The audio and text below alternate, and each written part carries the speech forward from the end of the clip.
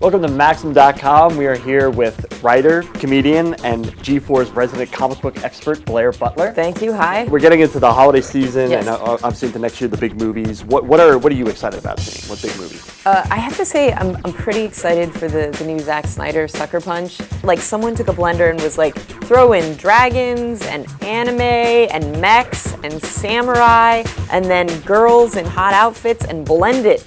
Brilliant. Of course, we had your G4 colleague, Olivia Munn, was on our yes. cover, but you were actually on the cover of a comic book. You were on the cover of a Booster Gold comic. I was. Not many flesh and blood women get on the cover of a comic book. It was the nerdy highlight of my life. So obviously, I'm a huge comic book nerd, and Eric has been woefully behind in his reading, so here are 5 that you should absolutely be reading.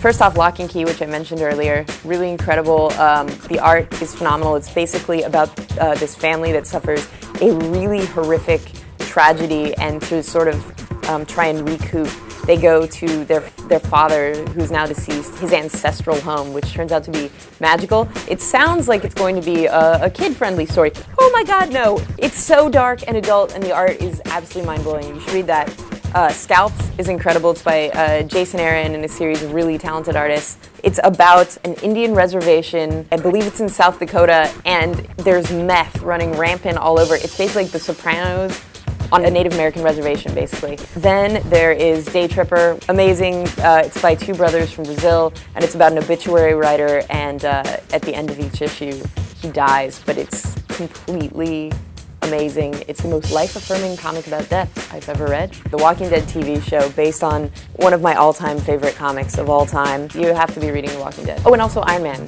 Matt Fraction's Iron Man sort of posits Tony Stark from like a business angle, as well as like an action angle, and really kind of makes everything gel.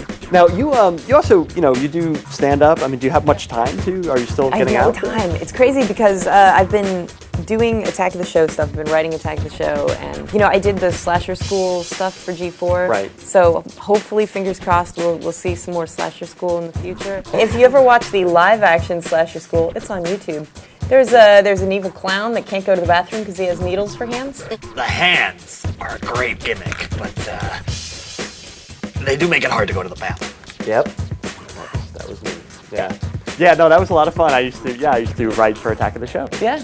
It's a small world. Small world. Eric and I send each other like questionable comics panels from the 60s and 70s, like just bizarre stuff. Like There's one where Robin comes home and Batman and Superman appear to be in bed together that's so bizarre. Or like there's another one where it's a kid on a bed and he's crying and he's facing like out from the panel, so he's facing the audience, and then Superman is behind him with the Superman suit on but with a jacket over it, like taking the jacket off, and it looks so wrong. It's so wrong. There was another too where Robin attacks Batman in the shower. Like Bruce Wayne is taking a shower and Robin attacks him and they wrestle, and it's really appropriate. And there's also a really like from the dark old days at Marvel, there's Bruce Banner goes to the YMCA, which is very infamous, and bad things happen to Bruce Banner in the shower, and he almost has to Hulk out in the shower of a YMCA, and it's just like, it's so awful and so like dated and like painful, and yet there it is. Now, there's also word that George Lucas is going to go back and 3D up the original Star Wars trilogy. I mean, what are your thoughts on that? I don't know. It could be cool. I would like to see the space worm from Empire come out into the screen and waggle around at people.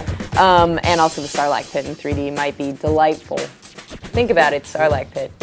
I have a theory, by the way, that Boba Fett's like still down there opening like Sizzler franchises in the Sarlacc pit. He's just like digesting for thousands of years. Hi, I'm Blair Butler from G4's Attack of the Show, and you're watching Maxim.com.